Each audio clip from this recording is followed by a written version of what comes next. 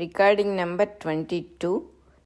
శంఖారావము చదువుకుంటూ ఉన్నాము. నిజమైన వెలుగు అని 69వ శ్లోకం మొదలు పెడుతున్నాం మనం.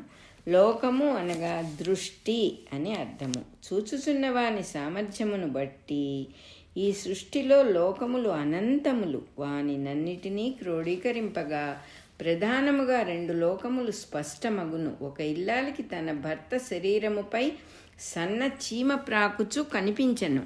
ఆ భార్య దృష్టికి అతడు తన భర్త, చీమ దృష్టికి అతడు భర్త కాకపోగా మనుష్యుడు కూడా కాదు. కారణము, చీమ దృష్టిలో మనుష్యులని వారు లేకుండుటయే.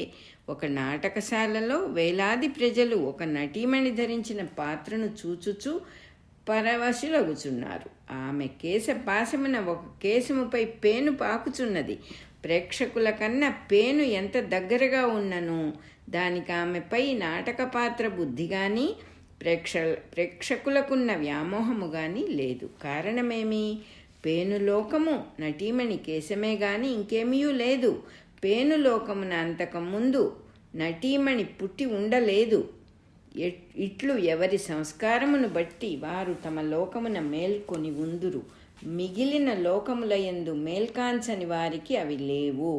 చీమకు ఆ ఇల్లాలి భర్త ఎడల అజ్ఞానము లేక చీకటి, పేనునకు నటీమణి చేయుచున్న కళోపాసన ఎడల చీకటి లేక నిద్ర. అట్లే మన భూమిపై ఒక పక్క సూర్యరశ్మి పడి పగలగుచుండగా రెండవ ప్రక్క చీకటి పడి రాత్రి అగుచున్నది. కొందరకు మెలకువగల సృష్టి, కొందరికి నిద్రగల ప్రళయము. ఇంద్రియములయందు తిరుగుచున్న మనస్సుకు తాను అనబడు మానవుని ఎడల నిద్ర, ఇంద్రియముల ఎడల మెళుకువ అనగా తనకంటే ఇతరమైన వాని యందు అతడు మేల్కాంచి ఉన్నాడు, తన యందు నిద్రించుచున్నాడు. మనస్సు మేల్కాంచి ఉండి ఇంద్రియములు పనిచేయుచుండి బంధుమిత్రాదులు కనిపించుచుండి వారి సంభాషణలు వినిపించుచుండి వారి చేష్టలు గోచరించుచుండి వారి ఆస్తిపాస్తులు తనకి తెలిసి ఉండి భూమ్యాకాశ ఖగోళాది శాస్త్ర రహస్యములు తెలియచుండి తానెవరు అను అంశము గమనికకు రాదు. అది ఒక లోకము, ఇది ఒక లోకము. తాను గమనించిన లోకమునందలి విశేషములన్నిటి యందును తాను మేల్కాంచి ఉన్నాడు.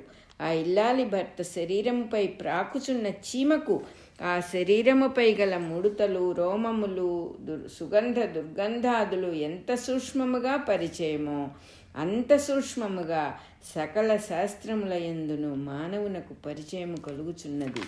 ఇట్లు పరిచయము కలిగించుచున్నవాడెవడు అను అంశము మాత్రము వానికి చీకటి.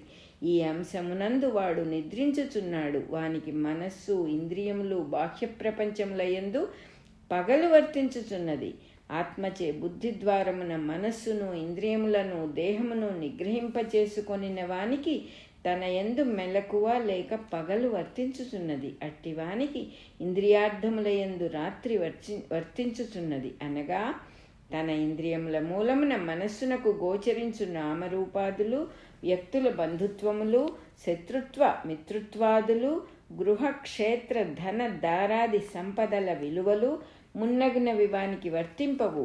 వాని యందతనికి అప్రవృత్తి లేక చీకటి వర్తించును. ఇంద్రియములలో చెరించువానికి ధనము ఒక విలువైన వస్తువు. ఆత్మవంతునకు ధనము సాధనమే గాని దానికి అని వేరు విలువ ఉండదు. అట్లే పొలము, పంట పండు సాధనమే గాని దాని యందు విలువ ప్రత్యేకముగా లేదు.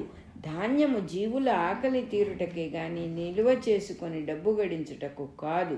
గృహం ఎవరికైనాను వసతి అని అతనికి తెలియనే గాని అది తనది అను భావం ఉండదు. భార్య తన వలనే ఒక జీవుడే గాని తనది కాదు. అట్లే సంతానాదులును వారితో తనకు గల సంబంధము తన కర్తవ్యమగు నియత కర్మాచరణమునకు సాధనమే కాని బంధనము కాదు. సుఖ దుఃఖాదులు వచ్చుచూ పోవుచుండు చిత్ర సన్నివేశములే గాని తనపై ప్రభావము చూపునవి కావు. ఈ విధముగా ఆత్మయందు మేల్కొనిన వానికి ఇంద్రియాదులకు గోచరమగు విలువల యందు రాత్రి వంటి స్థితి వర్తించును. అనగా సుముఖత గాని విముఖత గాని లేని అప్రవృత్తి వర్తించును. ఇంద్రియాదుల యందు మేల్కొని ఉన్నవాడు అయుక్తుడు లేక పామరుడు. ఆత్మయందు మేల్కొనినవాడు చూచుచున్న మౌని. ఈ రెండిటినీ ఎరిగినవాడు యోగి. 69వ శ్లోకం అయిపోయింది. మరి ఆత్మజ్ఞానము కలవానికి ఆకలి దప్పులుండవా, దారాపుత్రాదులుండరా, తత్కారణముగా ధనధాన్యాదులు స్థిరచరాస్తుల ఆర్జనముండదా, అన్నవస్త్రములు గృహక్షేత్రాదులు అక్కరలేదని కానీ కావలనని కానీ వానికి లేదు. వానిచే నియత కర్మలు కర్తవ్య రూపమున ఆచరింపబడుచుండును. వాని ఫలితములను గూర్చిన సంకల్పము వానికి లేదు. కానీ ప్రతి కర్మకు ఒక ఫలితముండును. అతడు ఆచరించు కర్మలకు ఫలితములుండును. అవి అతడు కోరినవి కావు. వాని అంతట అవియే సిద్ధించుచుండును. ఫలాపేక్ష లేకుండుటచ్చే అతని మనస్సు దుష్కర్మల వైపునకు ప్రేరణ చెందు కారణములన్నీ నశించును. నియత కర్మ లేక యజ్ఞార్థ కర్మ అను పేర సత్కర్మాచరణమే జరుగును. కనుక ఫలితములలో కూడా సత్ఫలితములే అయాచితములుగా సిద్ధించుచుండును. సంగీత నాట్యాది కళలను ధనమును కోరి అభ్యసించువానికి ఆ కళల వలన కోరబడినదై ధనము సిద్ధించును. ఆకర్షణ కోరిన వారికి ఆ లలిత కళలే స్త్రీ దోష మద్యపానాది వ్యసనములకు దోహదములగును. అట్టివానికి తన గాన మాధుర్యముపై తన దృష్టి ప్రసరించుచుండును. అట్లు కాక త్యాగరాజుల వారి వలె ఆత్మానందమునకు అనగా భగవంతునకు అంకితముగా గానకళ సాధించిన వానికి అప్రయత్నముగా ఆనందానుభూతి కలుగుటయే కాక తన సత్ప్రవర్తన వలన అసమాన కళా విలాసమున లోకాకర్షణయు గౌరవము సంభవించియు తన్ను స్పృశింపకుండును. తత్ఫలితముగా అప్రయత్నమైన జీవనోపాధియు కోరిన వారికన్నా మిన్నగానే సిద్ధించును. ఏదో ముఖ్య విషయము సంభాషించుచున్న వానికి కన్నులు తెరచి ఉన్నను కంటి ఎదుట ఉన్న గోడలు చిత్రపటములు మున్నగునవి కనిపించుట ఎట్లు సంభవింపదో అట్లే ఆత్మ విషయమున అనుభూతిలోనున్న వానికి మిగిలినవి గోచరింపవు. పుత్రికకు పెండ్లి సంబంధము కుదిరిన సంతోష సంభాషణలో నిమగ్నుడై ఒకడు పంచభక్ష పరమాన్నములు భుజించుచున్నాడు. వాని రుచులయందు అతనికి దృష్టి లేకున్నను జిహ్వకు కావలసిన సౌఖ్యము గర్భకోశమునకు కావలసిన ఆకలి తీరుటయు అప్రయత్నముగా సంభవించుచున్నవి. అట్లే లోక విషయముల యందు అప్రవృత్తి ఏర్పడిన వానికి కృషికర్మాది వృత్తులను ధనధాన్యార్జనము గృహదార క్షేత్రాదుల ఆగమనము సంభవించుచునే ఉండును. దేహేంద్రియాదులు సౌఖ్యము పరితృప్తిని పొందుచునే ఉండును.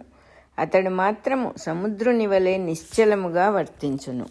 నదులన్నీయు ప్రవహించి వచ్చి సముద్రునిలోనికి తమ జలములను సంగమింపజేయుచున్నవి. అందు ఏ నదిని అతడు కోరలేదు, ఏ నదియు మానలేదు. వర్షాకాలమున నదులు హెచ్చుగా వరదలను గ్రుమ్మరించినను సముద్రుడు ఉప్పొంగుటలేదు. వేసవికాలమున నదుల రాబడి తగ్గినను అతడు శుష్కించుటలేదు. మరియు నదులలో కొట్టుకొని వచ్చిన బురద మున్నగునవి సముద్రుని స్థితిని మార్చుటలేదు. నదుల జలముల రుచుల భేదములు సముద్ర జలముల రుచిని మార్చుటలేదు. తామే తమ ప్రత్యేకతలను కోల్పోయి సముద్రుని స్పర్శతో సముద్రత్వము నందుచున్నవి. అట్లే ఆత్మజ్ఞానము కలవాని దేహేంద్రియ మనస్సులకు గోచరములైన విషయములేవియూ రాగద్వేషాదులు కలిగింపక వానియందు సామ్యము చెందుచున్నవి. ఇట్టి స్థితిని పొందినవాడే సంయమము చెందును. వాని అనుభూతియే శాంతి అనబడును. ఏ సుఖమును కోరినవాడునో ఆ సుఖమునందు శాంతిని పొందడు. కోరుటలో సంయోగ వియోగ దుఃఖముండును. సంయమము గలవానికి ఇది ఉండదు. 70వ శ్లోకం అయిపోయింది. రికార్డింగ్ నెంబర్ 22 కూడా అయిపోయింది.